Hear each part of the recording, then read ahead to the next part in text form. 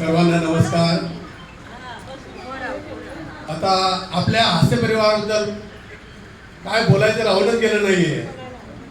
एवढा चिरतरुण आपला हास्य परिवाराचा सर्व सभासद वर्ग, बंधू भगिनी ह्या तर कोणत्याही समारंभामध्ये जेव्हा तयार होऊन येतात असं वाटतं की 18 वर्षाचे आहेत की 81चे आहे। मीच कन्फ्यूज होऊन जातो त्यावेळेला।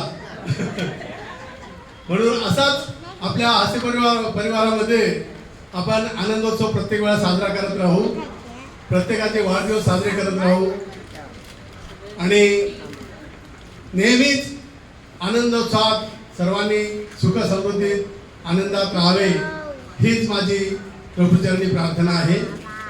त्यामुळे आता जास्त सांगून मी वेळ घेत नाहीये।